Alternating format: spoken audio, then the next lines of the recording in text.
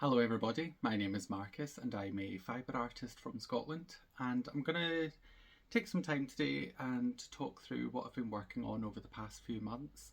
Typically I like to make these videos once a month towards the end of the month, but I've not had an amazing year so far. I've been really stressed out.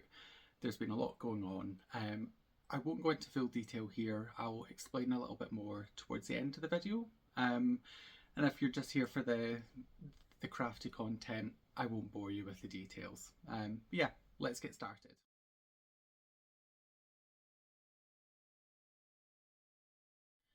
So I usually like to go through the kind of order of like finished objects, work in progress, etc. But I've got kind of a lot to show, so I think I'm going to break it down by individual crafts. That might be the easiest for me, but without further ado, I'm just going to cover a long-standing project. So if you've seen my videos before, you will have seen this sweater that I've been knitting.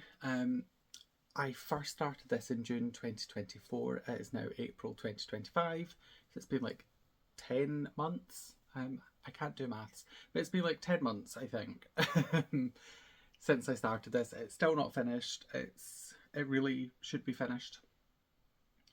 But to recap, I believe I mentioned this in my January updates video. I've got kind of everything sewn up, but things just aren't quite right.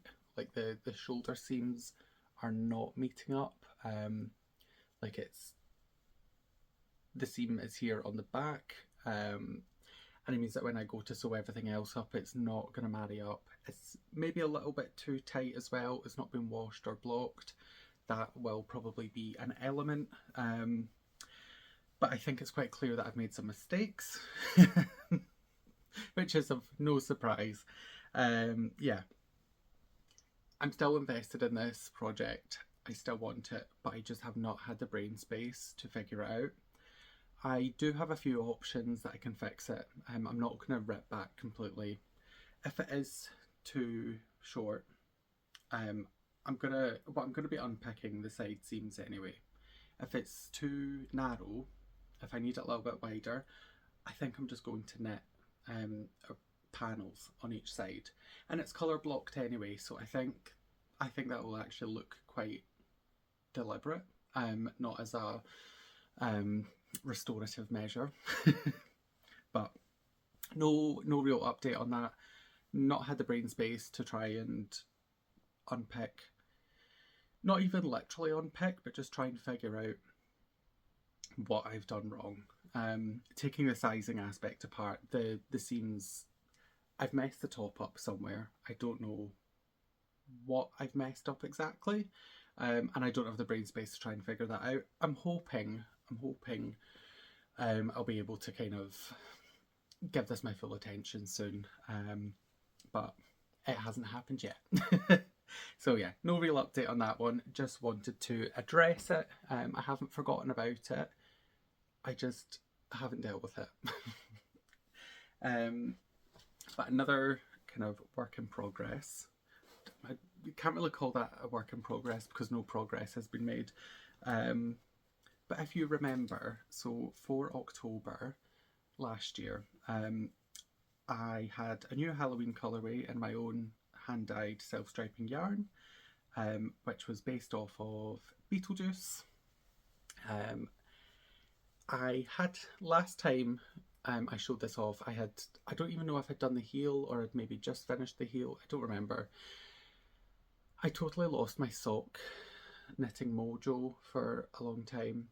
I mean, I still don't really have sock knitting mojo, but I've been waiting around a lot. I've been on buses constantly, like 4 buses a day, and I've been in hospitals waiting for things. Well, not waiting, but I've been spending a lot of time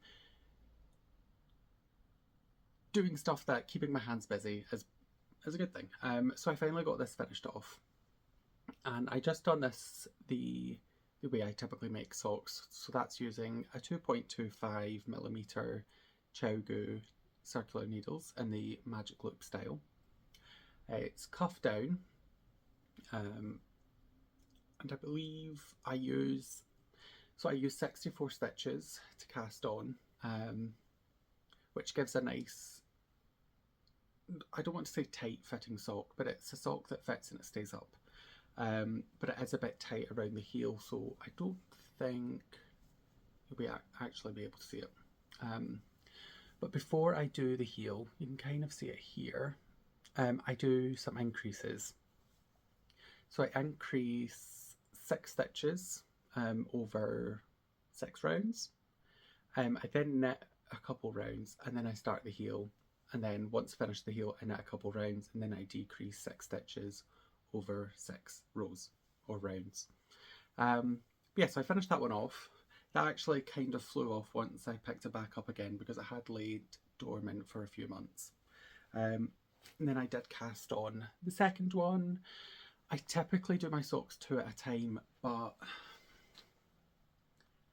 I don't know why I didn't do these 2 at a time. I think it's because I wanted to have at least finished one of these before Halloween, which didn't happen anyway. But yeah, started the second sock. There's not a whole, oh, I've pulled the needle out as well. Lots of live stitches there. I'll need to be very careful. Not a whole lot of progress. Once I finish the black, I'm ready to start the leg. I started these at the same point in the yarn, which is one thing I quite like about self-striping. I can keep everything exact because I use the stripes as markers. So full green and black is the ribbing, and then from the white onwards is just plain stocking it. So nearly finished the ribbing. Just need to be very careful when I put this back in the bag, so I don't drop those live stitches. But that's just living in my Callock Ellen bag, which is this gorgeous rainbow Harris tweed. I absolutely love this, and it's the perfect size for like smaller projects, but can still fit a good amount in here. So up next is a new project that I started on. So a little backstory. As I mentioned, I've been really stressed out and I've just been kind of wanting to knit new things. Everything I've had on the go has been a little bit,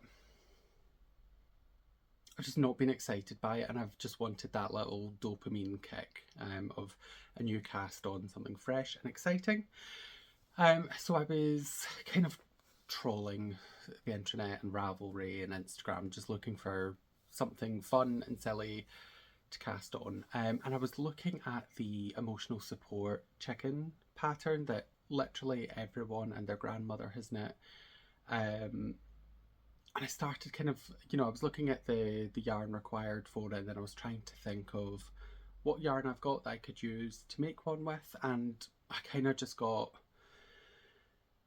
I got a little bit overwhelmed, like trying to pick things out, and I just wasn't in the right headspace to do that. I didn't want to think, I just wanted to do.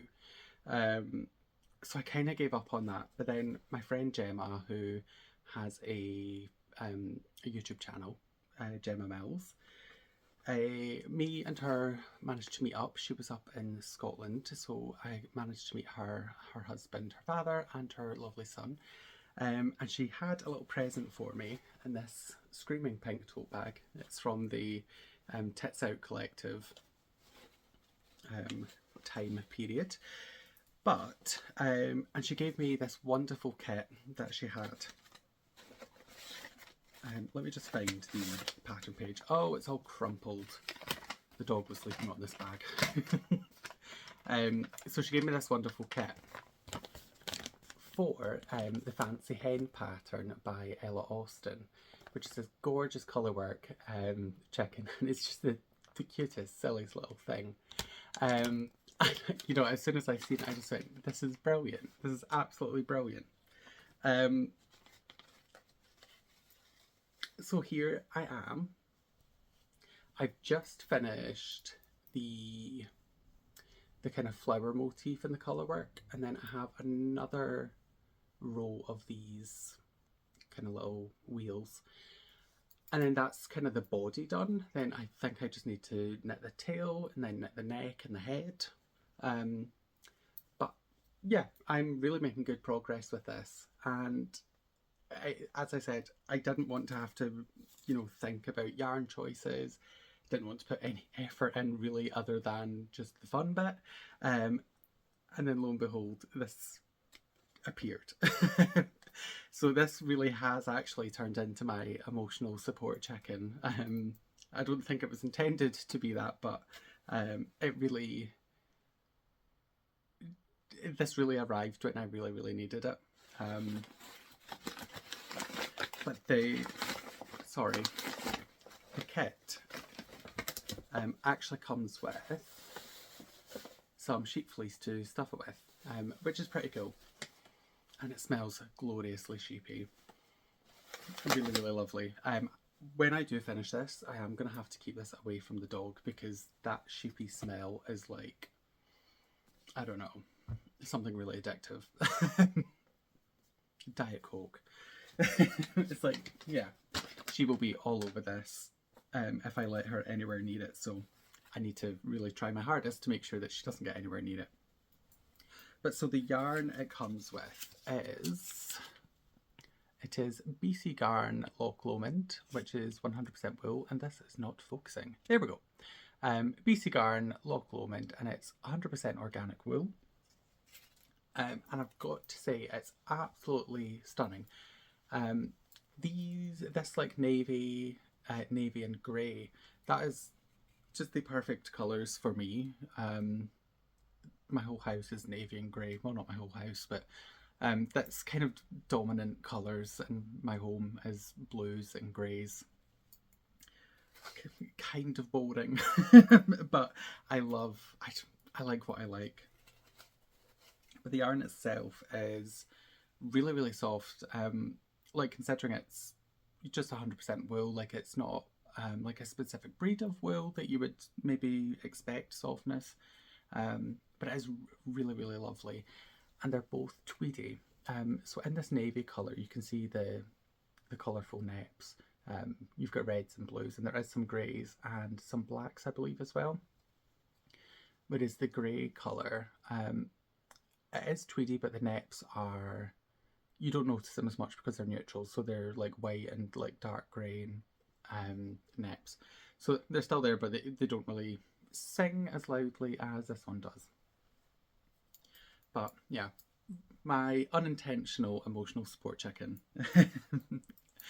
Really pleased with that so far, and I've not done colour work for a little while. It's not something I'm really confident with. It's not something I'm really good at either. But so far it's been really easy. There's no majorly. The longest kind of floats that you'll have is on this row here, which I think there's 7 stitches in between. That was a little bit scary, but it's turned out fine. The tension seems to be okay. Nothing's too loose, nothing is too tight. And I mean, it's, you know, it's a decorative object, it's not a garment. So it doesn't hugely matter, but I'm really happy with how it's turned out so far.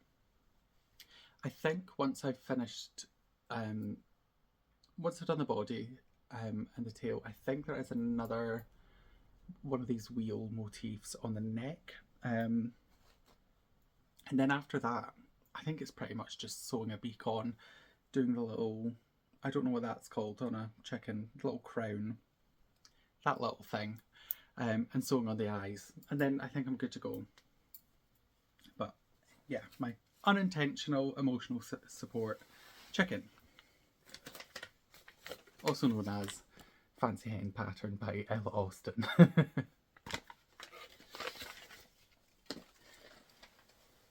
So I think, oh no, I've got one more knit project. It's not even really a project. But, so in January at some point, I posted a video about the kind of different projects I was wanting to work on throughout the year. different things that I thought either patterns that had attracted me that I wanted to make, or garments that I thought I could be doing within my wardrobe that I could make myself. So one of them was the Bubble Cardigan by Stephen West. I got very excited and I cast on. I picked out a bunch of yarns from my stash and I started knitting. And I've got to say, I love all the yarns that's in this. But together, I think they're kind of a mess. There's too much going on. Nothing's really getting the chance to sing because they're all singing really loudly all at the same time. It actually looks as if I'm in the... Oh God, I've done it again. I'm in the middle of a row. I've dropped some stitches. But that doesn't really matter because I'm not continuing with this in its current state. So I kind of, when I was picking colours, I wanted it to be blues and greys. Again, there is a common theme here. But then I wanted some pop as well. So this here was intended to be the pop. And it does pop against everything else. But I think part of the issue is that all of the yarns are really variegated. So it's kind of... I think I just need to tone it down a little bit. So what I'm thinking of doing... So I love this. This is actually a grey, blue and green yarn that I got from Easy Knits years and years and years ago. This is Deep Stash we're talking here. So this is that yarn. This is definitely staying. I love this blue. This, I can't actually remember who that one was. This is it here. It's like blues and whites with red. It kind of gives like Jaws vibes to me. But yeah, I think the ones I need to remove is this yarn here and this yarn here and maybe this one. So this top one here, which in a skein it looks very grey, which is why I picked it. But when it's knit up and it's with all these other colours, I feel like the yellow is really kind of standing out. The yellow isn't dominant, but it looks dominant. And I think it's just not really working. I think this is popping too much. And then because of the... Yeah, I think this is too bright. I don't know. I've been kind of agonising over this. I think this one definitely needs to go. I don't need a pop that's that loud when everything else is kind of loud. And I think the one above and the one below, I think they need to go. And so what I'm planning on replacing them with is using some solids. I think it would really benefit from having just some solid colours. So I have this absolutely gorgeous teal. It's very, very dark. I have a ring light, so the ring light's really picking up the colour, but in person it is a bit darker than that. And then I have this, which is... It's definitely blue, but it's like a silvery blue. It kind of reads grey more than anything else. This is actually from Crochet Ellen. And it is caked up because I was going to use this for a different Stephen West pattern years ago. But I never got on with the pattern. It was one of the mystery ones. My colours were not working, so I gave up. But I think if I use this, and I use this, and then maybe just like a kind of medium grey, I probably have some medium grey, but I don't have it to hand. But yeah, I think this might be what I need to do to kind of tone everything down a little bit. I'm not 100% convinced about this one. I don't know if it'll be too dark. And I do have lots of other kind of solid teal skeins. But this one is gorgeous though. I really want to use this in something. I just don't know if this is going to be the something that I need this for. I don't know. Yeah, so this is the bubble cardigan in its first iteration. Yeah, yeah, these three definitely need to go. They're not working, are they? And I think if I get some solids, that'll kind of calm it down a little bit. That'll let all of these other ones sing a little bit more. I think I'm going to rip the whole thing out and change the order so that I can have like variegated solid, so that everything gets its own opportunity to sing. If you know what I mean. I don't know.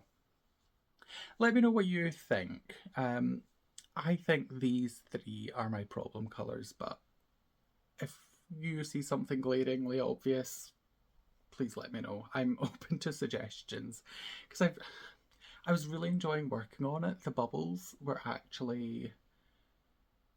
was actually really enjoying them. I was a bit concerned that doing a full garment and the bubble stitch would get old really quick, and I mean, it's not that I knit that much. But it actually wasn't really that annoying. It wasn't that much more work than just knitting and stocking it. But also to knit purely in stocking it would bore the living daylights out of me. I need things to be a little bit... Stocking it is great sometimes, but I think of just a full garment of stocking it, it's just a little bit intimidatingly dull for me. I don't know. But so that's the bubble cardigan. Who knows what's happening with that. So now I'm going to move on to crochet, which is all on this side. I don't have too much crochet to show, but this is a really well stuffed bag. So this is actually my friend Eleni made this. I bought this at the first ever Perth Festival of Yarn that I ever went to. But living in here is the crocheted granny square shirt that I've been working on. Again, this was one that I mentioned in the kind of 2025 projects video that I posted. In my last update, I had made 8 granny squares, 2 of each type. I've now made 12, 3 of each type. Not a huge amount of work has gone into this, but progress has been made. But I don't know... So I've got 4 different motifs. I'll see if I can show you them quickly without making a total mess.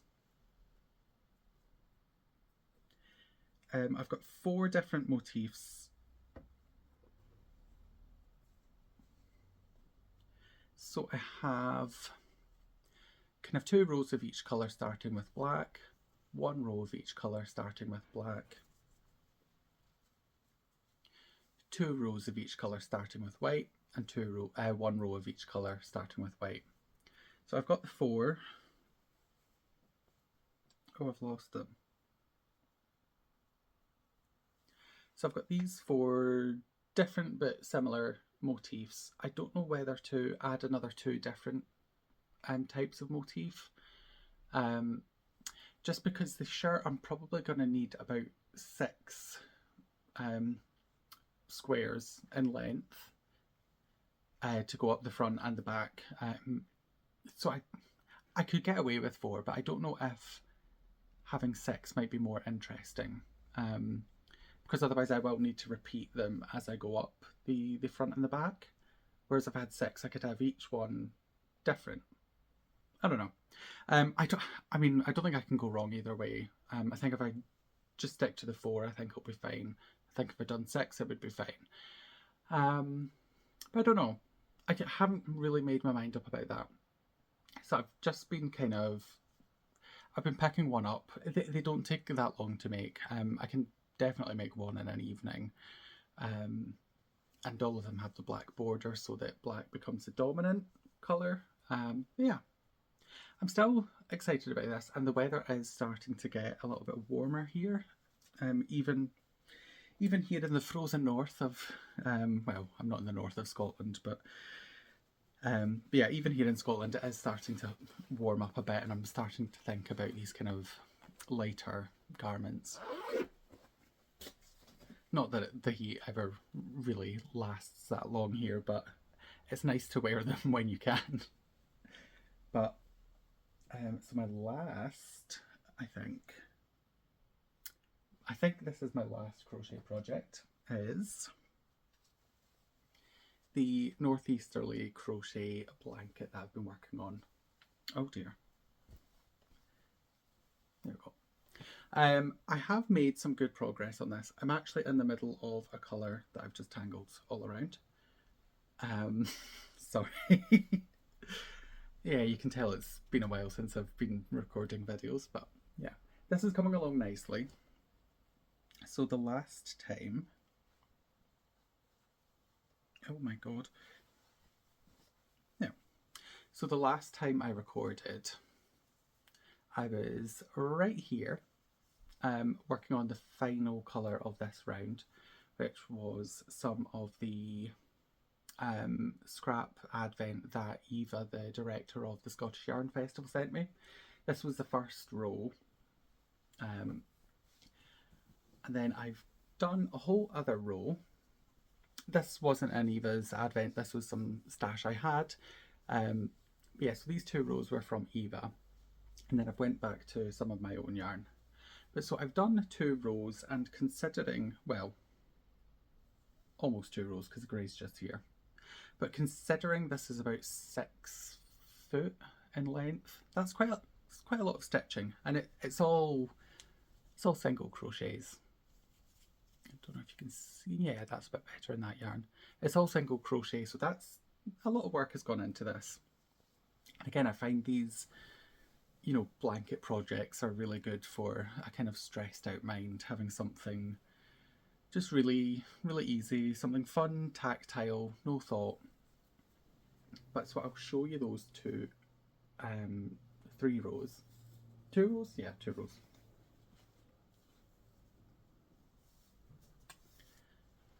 I'm really enjoying all of the different colours coming together.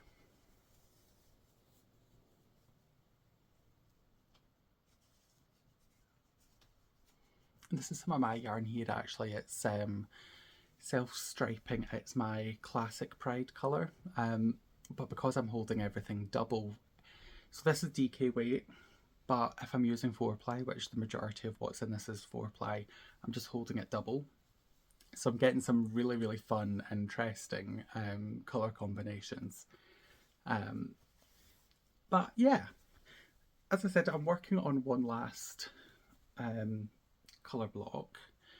So all of these are like 10 grams, which I think is the perfect amount. I'm having around about 10 grams, but I am enjoying having bigger sections as well, like here. So I think going forward, I'm going to stick to that round about 10 grams, but then have bigger sections chopped in as well. But I would like the dominant shape, well, the dominant size to be around that 10 gram mark. I think that's kind of perfect. This one is going to be a very, very long stripe. This is some yarn from Nervous Fibre, and it's, I can't remember the exact fibre composition, but it's like alpaca, cashmere and silk or something. It's ridiculously bougie. It's so soft and delightful, and I have such a small amount left that I'm just going to finish this off, and then it'll just be this like gorgeous soft patch in the middle of the blanket. I mean, it's all pretty soft. There is some, this is some sock yarn that I bought years ago, and it's got that kind of horrible tinselly plasticky tinsel. This is like, it feels like rope. I did knit a pair of socks, and I barely wear them, to be honest, because they're so uncomfortable. You can even like hear the jagginess of that horrible plastic tinsel. I mean, overall it's pretty soft, but there is some not so soft, and now some ridiculously soft parts. So I'll just plop that down because I've made a complete mess of it. So that leaves, that's all the crochet. I've got a little kind of curveball, a surprise guest. I started a new craft. So I've been wanting to try embroidery for years. I've been kind of hoarding supplies for years, actually. Like, if I ever see embroidery floss, I just pick it up because I'm like, I can embroider. And I've got like a stash of embroidery hoops. Oh. Yeah, this isn't even all of it. Sorry, this is a musical biscuit tin it lives in. This is complete chaos. But yeah, this is some of my stash. Like, as I said, if I ever see embroidery floss, I just pick it up and buy it. And like, same for like embroidery hoops and fabric that Mum can use for embroidery. I just buy it even though I don't know how to embroider. Well, I didn't know how to embroider. I kind of know now. So back in 2020, I think it was 2024, I picked up an embroidery kit when I was at the Woolly Good Festival in Edinburgh from the Modern Crafter. And it's this one. So this is, I can't remember what it's called, but it's obviously like a very autumnal one. There's little moths and mushrooms and leaves.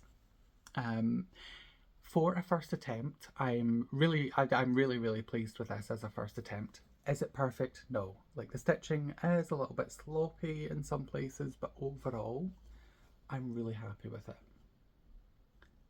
And it was the perfect way to kind of start building those embroidery skills. Because that was kind of the thing, like, I was hoarding all of this material, but I didn't know what to do with it, really. You know, and I was watching videos online on how to embroider things, but it was that kind of blank canvas thing where you just don't know where to begin. So when I seen that they had kits, I was like, yes, please, this is what I want. And when I seen they had kits with adorable little mushrooms, obviously I was going to buy it. But yeah, so I've worked on this. I actually started this in early autumn of 2024, never finished it. I barely started it. And the reason I kind of slept on it for so long was I started trying to film me learning how to embroider, which common sense would tell you that's not gonna, you're not gonna get a good embroidery and you're not gonna get a good video. I tried it, it didn't work. I'm not gonna do it again. Yeah, so I was kind of, wasn't able to focus on this as much as I should have been because I was focusing on the camera and the lighting and all of this kind of stuff and making sure that my hand isn't covering up what I'm trying to do. So it was stupid, but it's fine. I picked this back up this year and I absolutely whizzed through it and I had a great time. And I've got to say, I found it so much more easier, so much more easy, so much easier and so much more enjoyable than I thought I would. I thought I would like it, but I didn't think I would like it as much as I would do. Yeah, so this is kind of like my new obsession, which has not helped the hoarding. Because, you know, now that I've embroidered one thing, like embroidery is my life, I'm going to embroider the entirety of my home. Or that's the plan. But yeah. So I finished this. I still haven't actually like dealt with this part. I don't really know. I don't really know what I'm supposed to, like, I'm gonna need to watch a video on how to tidy up embroidery. Because I do want this for the wall somewhere. But because this is autumnal, I thought it would be kind of cute to maybe have like 4 different seasonal ones in the like same size that I can then swap them out. But this is the only one I have so far, so as soon as I get this tidied up, it's going on the wall. And I'll maybe replace it with something more seasonal when I make something more seasonal. So I've been really enjoying that. I'm actually about to start a new project, a new embroidery project, but there's nothing to show yet, and I'm going to make a whole video just about that one, and maybe it'll get posted.